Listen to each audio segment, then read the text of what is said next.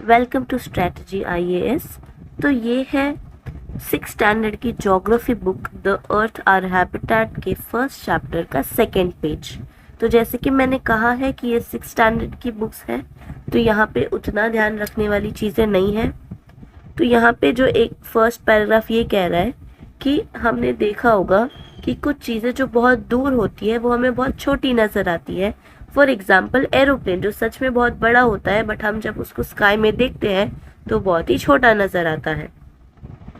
Next paragraph में वो बात कर रहा है कॉन्स्टलेशंस की। अब कॉन्स्टलेशन ये एक वर्ड है जो याद रखने जैसा है, क्योंकि कॉन्स्टलेशन का मीनिंग होता है कि कुछ स्टार्स का ग्रुप जब हम बनाते हैं, हमने इंसानों ने मतलब बनाया है और उसका कुछ पर्टिकुलर नाम दिया हो, उसको कहते हैं कॉन्स्टलेशन। कॉन्स्टलेशन मतलब ग्रुप्स ऑफ स्टार्स। तो जैसे एक एग्जाम्पल है उसका उर्सा मेजर या फिर बिग बेर, और दूसरा एग्जाम्पल है सप्त ऋषि।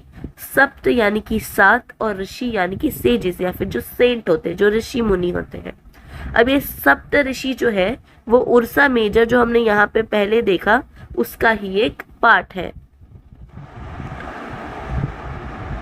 उसके बाद एंशियंट टाइम्स में लोग जो थे वो इन स्टार्स की हेल्प से रास्ता ढूंढते थे। जैसे कि एक स्टार है नॉर्थ स्टार, तो वो हमेशा ही दिखाई देता है, और या फिर उसको पोल स्टार भी कहा जाता है। वो उसका जो पोजीशन है वो हमेशा सेम ही रहता है स्काई में, वो कभी चेंज नहीं होता। इसलिए नॉर्थ डायरेक्शन में जाने के लिए हमेशा ये स्टार को, नॉर्थ स्टार को या पोल स्टार को ढूंढा जाता था, जैसे कि यहाँ पे इमेज में दिखाया हुआ है। उसके बाद यहाँ पे प्लैनेट्स के बारे में बोला गया है। तो प्लैनेट्स के बारे में वही चीज़ बताई है जो मैंने पिछली बार बोली थी कि कुछ सेलेस्टियल बॉडीज हमने पिछले वीडियो में देखा था कि वो सारी चीज़ें जो स्काई में है, जुपिटर, सन, स्टार्स, कुछ भी जो भी स्काई में है वो सबको सेलेस्टियल बॉडीज कहेंगे हम।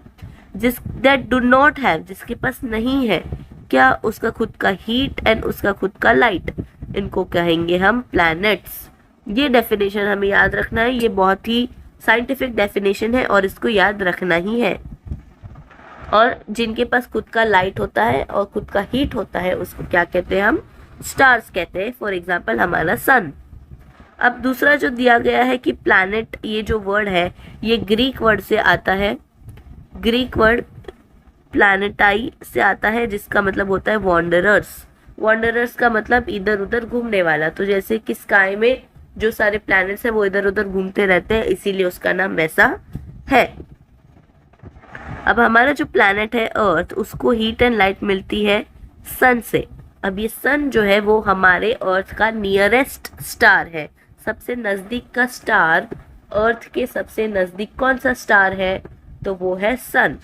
ऑलराइट, हमें बहुत सारे रात में छोटे छोटे स्टार्स दिखाई देते हैं बट वो बहुत ही दूर है, इसलिए उतने छोटे दिखाई देते हैं। और कंपैरेटिवली सन जो है वो एक अप्रोक्सीमेटली फुटबॉल के साइज का दिखाई देता है, बिकॉज वो हमारे अर्थ के सबसे नजदीक है और वो हमें एकदम शाइनी नजर आता है मून की तरह।